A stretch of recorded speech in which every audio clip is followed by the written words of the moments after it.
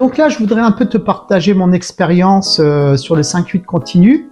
J'ai commencé aux alentours des 25 ans, là j'approche de la cinquantaine et j'ai vraiment senti un basculement en termes de récupération qui s'est produit aux alentours des 40 ans. Disons qu'avant 40 ans, c'était un rythme qui était plutôt gérable. Je dis pas que c'était simple, même s'il y a eu des périodes difficiles comme la venue d'un nouveau-né ou quand tu fais des travaux dans la maison ou que tu construis une maison. Là, c'est des périodes qui sont assez difficiles à gérer.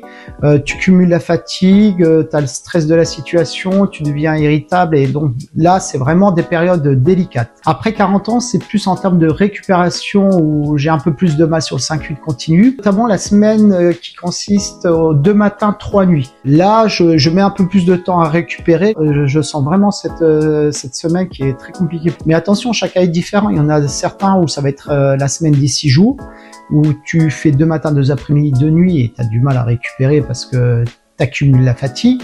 Et il y en a d'autres qui, non pas qui sont fatigués, mais qui n'aiment pas la semaine des 2 matins, 3 après-midi. Ok, mais on a pas mal de repos entre chaque cycle. T'as parfois 3 repos, 4 repos. Et ça permet à des personnes de cumuler une deuxième activité en tant qu'entrepreneur ou bien de te consacrer à ta passion. Il y a des pêcheurs, des chasseurs, des gens qui font du sport à fond durant cette période-là, ce que tu peux pas faire le restant de la semaine de boulot. Hein. Tous ceux qui font du sport en club, dire qu'ils ont des horaires précis d'entraînement, genre le mardi soir, 17-19 ou 19-21h, je te dis n'importe quoi, et compétition le dimanche, c'est très dur à gérer le 5-8 et un sport en club avec des entraînements bien définis. Même si tu as une équipe super sympa qui pallie à tes absences, t'as pas des congés illimités comme j'aime le dire, ça tient jamais vraiment longtemps en travail posté, ce mode de vie là. Et tu as aussi des personnes qui sont pompiers volontaires, donc ils font leur semaine de boulot, ils se reposent le temps nécessaire et boum, ils se mettent d'astreinte.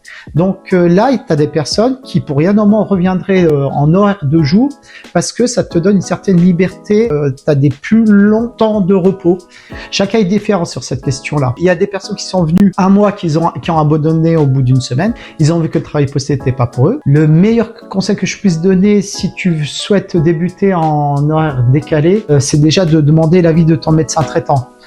Sache que si tu as des problèmes de santé, ça va pas s'arranger avec les postes de nuit. Au contraire, hein, nous les postés, on le sait très bien qu'on y laisse des plumes.